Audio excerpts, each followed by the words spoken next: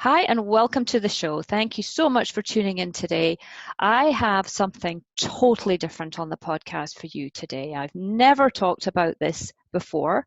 I've verged into a bit of it, but I really have never discussed it. So you are in for a treat. And I'm not going to be discussing this alone because I have a friend and colleague on the show with me today to help me on my way and also to help you. Her name is Sharon Pope, and she is a really, really cool woman.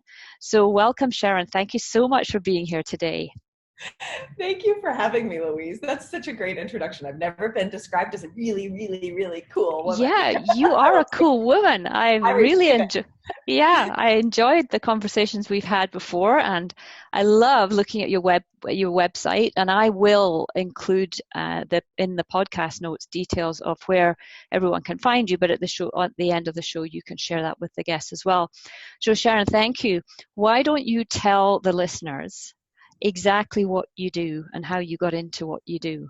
Yeah. So I help women who are struggling in their marriages and struggling to the point of where they're even considering, oh my gosh, is this going to last? So they're trying to figure out, can they stay and make it work? Can they fix the problems that are in the relationship?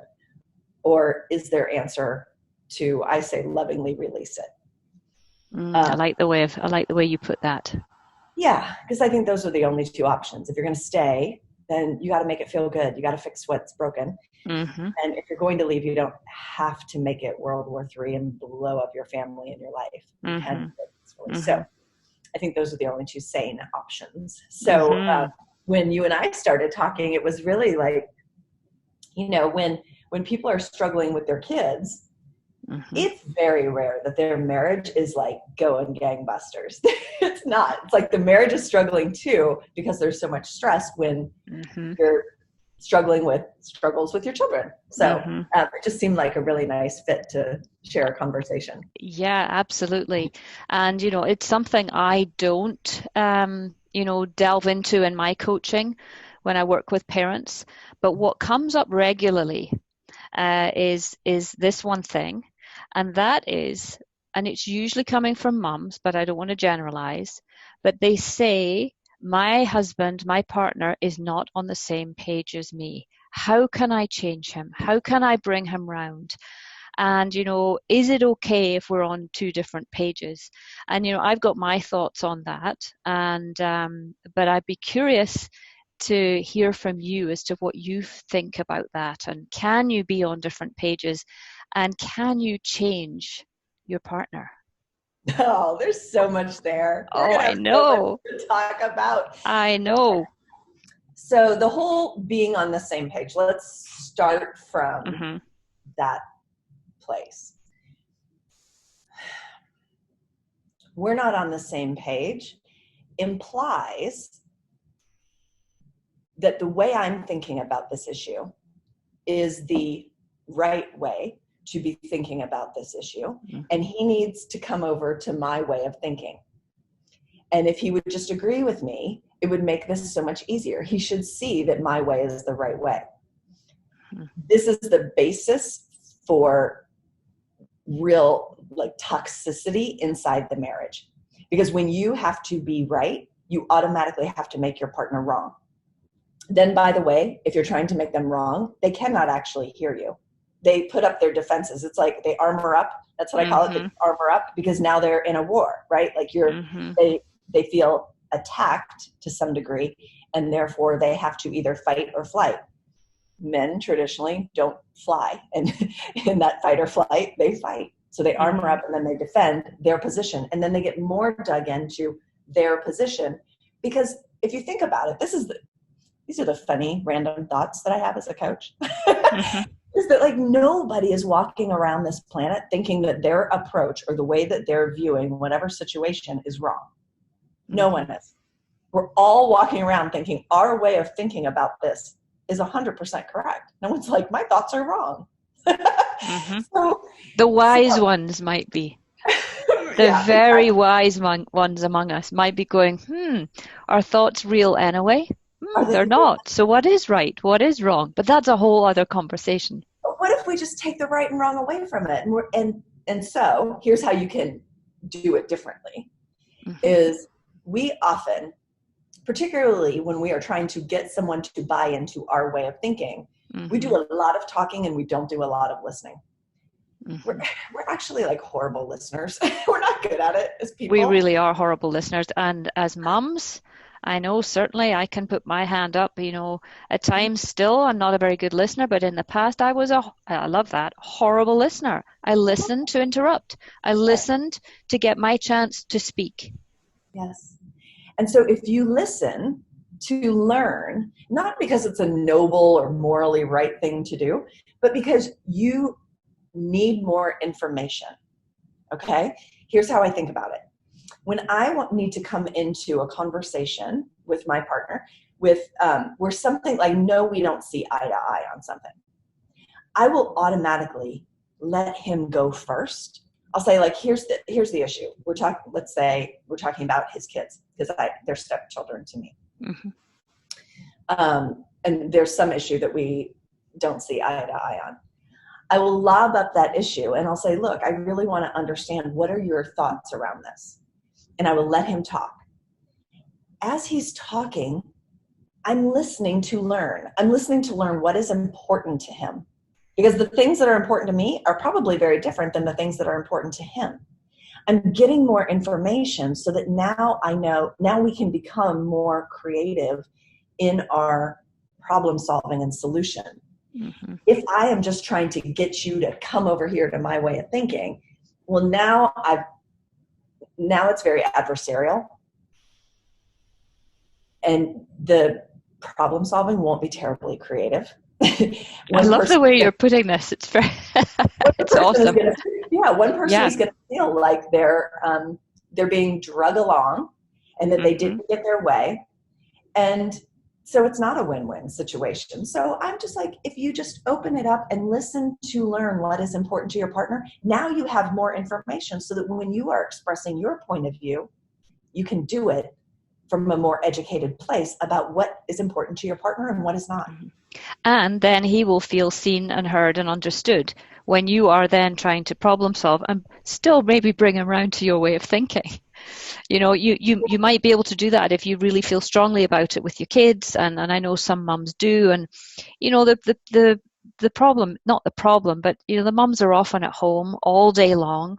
They spend more time with their kids, so they are in it and they're experiencing more of it. And so I think they feel, because of this, that they are rightly allowed, they're allowed to have more of an opinion, more of a say, because they're more involved in it. And whilst that might be, is that true? I don't know. But whilst it might be okay and correct, there's still a way of trying to bring your partner around to your way of thinking. Well, and if you really are listening to learn, then, as you said, that your partner will feel seen and heard and understood.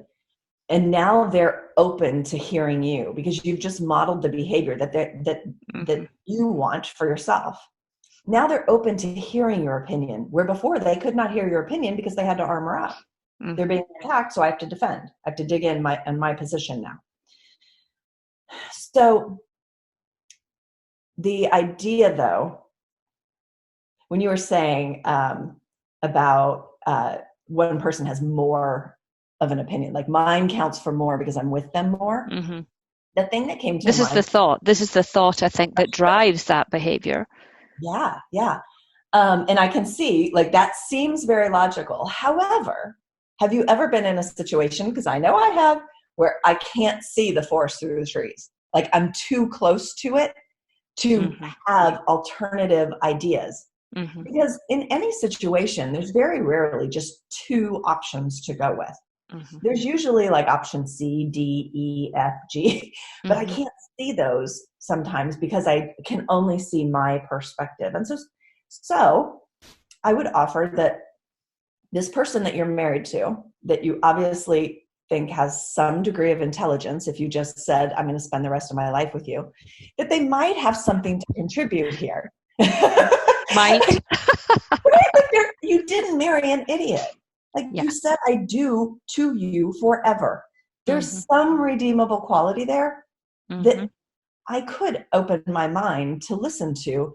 And I could, like, one of the things, I used to have a business coach who would ask me this all the time, and it would always make me very angry, by the way, because it's a hard question to answer. But she would always say about any really tough situation, she would say, what is awesome about that? Like, what's awesome about the way my husband is having this perspective about what's going on with our children? What's awesome about that? And you want to say nothing is awesome about that, but there's always something. I was thinking about this literally last night. Talk You about might have to family. look hard to find it, but there's always something. There's always something. So I was thinking about this last night, and maybe some of the people who listen to your podcast can relate to this. So I exist in a family that I don't know how I'm like, are we of the same? Because the way Lineage, because we're so different. We're so different. The way we think about and experience the world is so different. And my nephew, who I adore, I think he's great, but we could not be further apart from like a political perspective. And I just want to love him. I don't want to debate him. I adore the kid. I love him. Kid, he's not a kid. He's a young adult. And so I was like, what's awesome about this? And I started thinking about it, and I was like, you know what? He is expressing himself. He came from, like, his family, he's married into my family. So his family really like pushed down his ideas. He didn't have an opportunity to really be himself and express himself. And so now he's being fairly vocal about who he is and what he believes and all those things, which is fine. It's not what I think, but that's okay. And so I'm like, you know what's awesome about this is that he is expressing himself. He's coming out of his shell. He's doing what's right for him. And he's kind of saying to the world, this is who I am, and this is what I believe, and this is what I care about. And it has nothing to do with me, whether or not I agree with it. So you can just use this, like the way that my husband is thinking about this. We're not on the same page, but there must be some reason why he thinks the way he does. There must be something awesome about that from his perspective. And if I can see that, if I'm willing to see that, now we can become a little bit more creative. But if we're just stuck on like, he needs to see it my way, now we're stuck. It's a roadblock. I have my very favorite saying, Louise, is if you would be different, I would feel better. And that's what we do in our marriages and with our kids. We do. We try and force the other to change. Yes. And for the parents listening, mums and dads listening, if you know me, that my whole basis for parenting is to not try and force change on our kids, because you can't change your kids. You can only change yourself. So in any relationship, if we think, we can change our partners, if we think we can change our kids, we are, I believe, going down a very slippery slope and going about things in a way that is only going to really breed conflict. Yeah. Because, if someone tries to change you, like if I think about, turn that around and say, if I know someone's forcing me to change, I don't want to change. Well, no. I do. I'm very open to changing in terms of growing and evolving.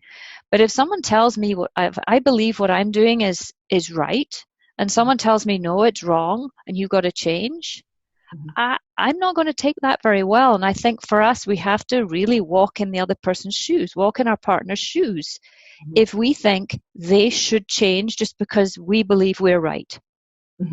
Well, and what they could hear on the receiving end of, no, the way you're doing this or thinking about this is not right, is that there's something wrong with me and you don't accept me as I am. Now I don't feel accepted. Now I don't feel seen. I don't feel safe. And that's that's parents are often wondering why the kids behave the way they do. I mean, this is just exactly what plays out in the parent-child relationship as well. That's how the child feels. You don't see me, you don't hear me, you don't understand. and yet we still try and force the change on them. But you know what, Louise, the cool thing about what you just said is that the only thing, because no one likes this answer, you can't change people. Because No, they we don't. hear that. We hear that. Mm-hmm. We intellectually know it. And if I had $1 for every time someone said, I know I can't change him, but, and then there's something after the Yeah, but, but yeah. but you should do it my way. You should see it my way. But I'm Mm-hmm. justified in my whatever. The beautiful thing about this is that it's just a dance. Relationships are a dance with one another. So we may not like the answer that I can't change anyone else. I can only change myself. But when I change myself, now the dance takes on a different step. Like we've always been doing the tango, and now all of a sudden I start doing the waltz. Now, if that person's going to be in relationship with me, they have to change their steps too. Mm-hmm. So although it sounds like a bitter pill to swallow, that you can't change anyone else, you can only change yourself, there's really good news there because you have so much ability to change yourself. And in doing so, it will change the dynamic and the dance between you. It has to. I mean, this is what I say to parents, and the analogy I use is, we co-create the patterns that exist in our homes.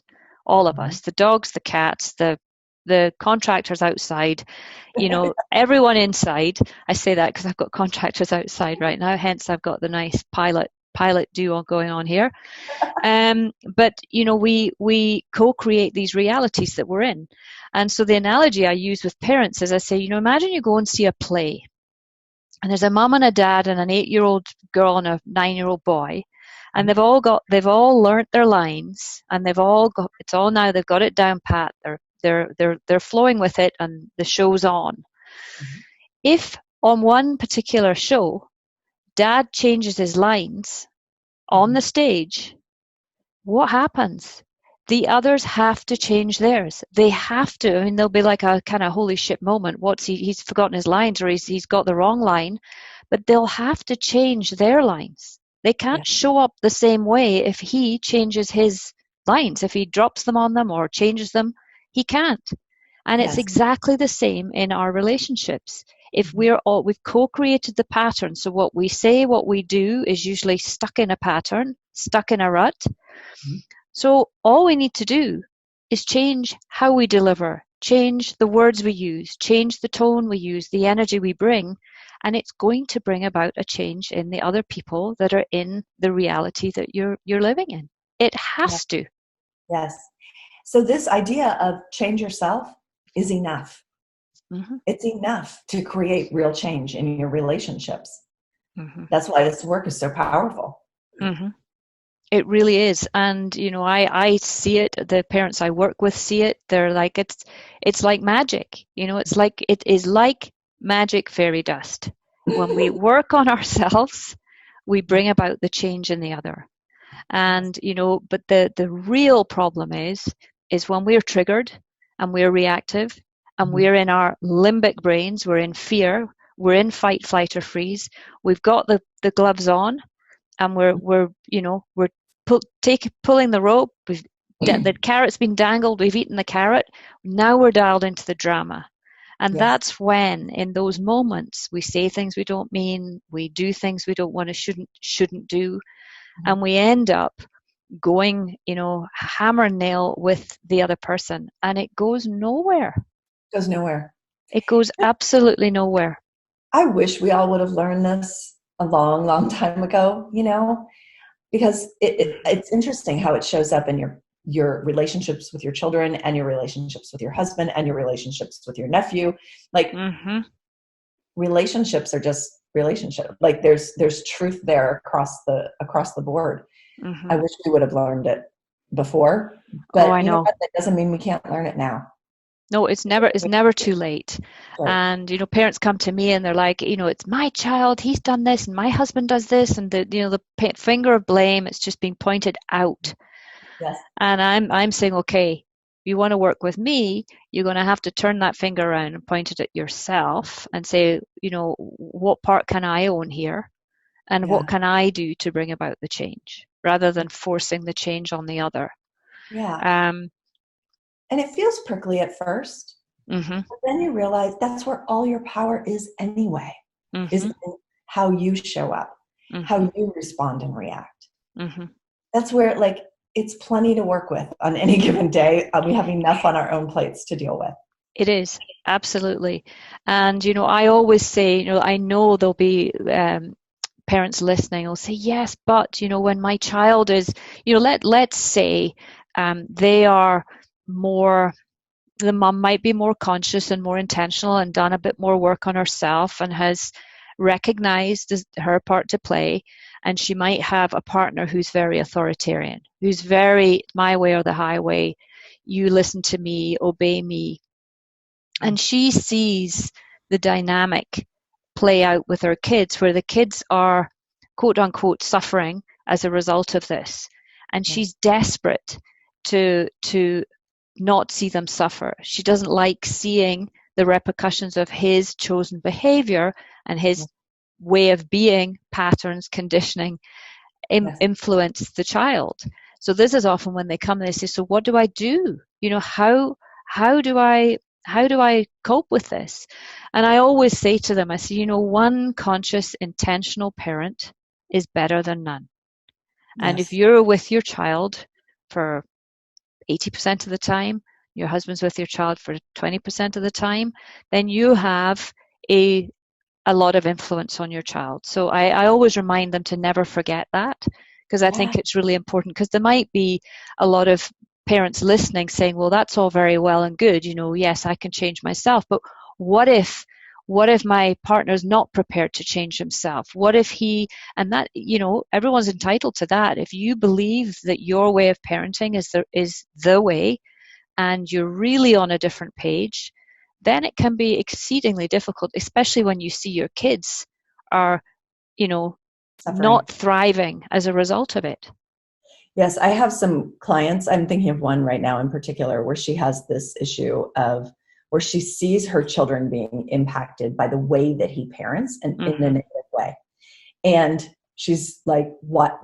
But why does he do it that way? What can I do? How can I change him? He Mm-hmm. should see it my way. It's another version of the same. And Mm-hmm. because I can't change the circumstance of how he thinks his perspective is the right way to parent, Mm-hmm. what you can do is you can equip your children. You can live from a place like so one of my clients, she has loved the tools that I taught her, and she's trying to teach them to her kids and stuff. Mm-hmm. But I tell her, I keep reminding her that when you live from this place, that's how they learn. Words don't Mm-hmm. actually teach. Mm-hmm. So you can equip your kids because he's going to be their dad forever. You're Mm-hmm. not going to change that. Even if you leave him, he's still going to be their dad, and he's Mm-hmm. still going to parent in whatever way he's going to parent. Mm-hmm. And because women are trying to figure out whether they're staying or going with me, I'm like, look, if you think you can't control him now when you're married to him, just think about when he's your ex, how much control you're going to have. Yeah, exactly, because the same problems Even less. still exist. Any single moms are going to say, yep, he was authoritarian when I was in the relationship with him. We couldn't make it work, but now the kids are still going to see him, and it's Yep. still influencing them. So yeah, you're absolutely right. Yeah. So I just think of it like this. Look, the world is a crazy place. And part of our role as parents is just to help equip our kids to be able to navigate all that. We think Mm-hmm. it's to protect them from all that. But what if it's not? What if it's, I need to help equip you because you're going to go out into the world and not everyone is going to do what you want them to do. They're not. So how are you going to be in relationship with that? What are you going to do with that? You're going to get presented with this stuff all the time. You're going to have people who want to control you. Mm-hmm. You You're might like, have a boss one day. Your first boss might be very authoritarian. yes. How are you So, going to cope with working for him? Because you need your job. You need to be paid. mhm. But if you learned from, let's say, mom, how to deal with a very overbearing, controlling Mm-hmm. father, Mm-hmm. your child's going to know how to navigate that much better than someone who's been sheltered from it. Mm-hmm. So how is this awesome for my child? What is amazing about this situation? Like, Mm-hmm. so instead of trying to change the circumstance and change the husband, instead equip the children Mm-hmm. and live from a place of where you're not batted around like a feather in the wind every time he is Mm-hmm. parenting in a way that you don't agree with. Hmm. I love that.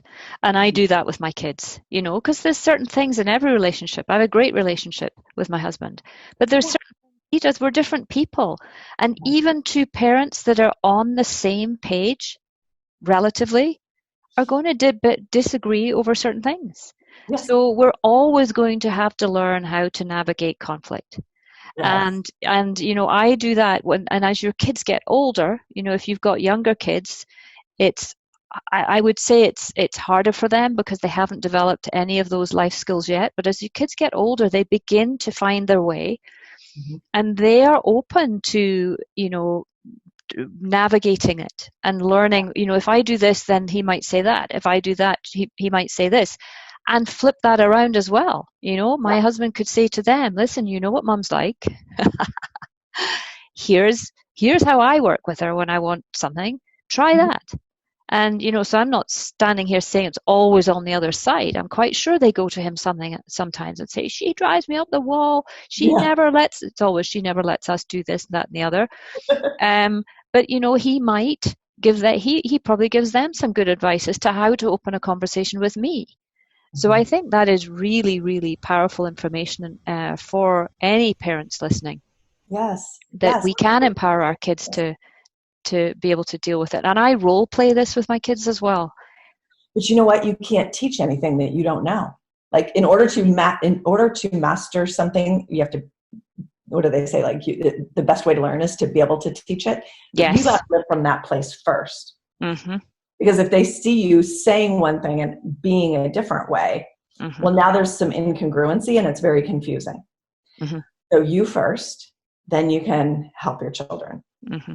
But you can't go down this path of beating your head against a wall and trying to get him to change. No, That's not going to no, work. Like that just no, causes suffering for everyone. absolutely. And just like you can't do the same with your kids, you cannot force the change on them.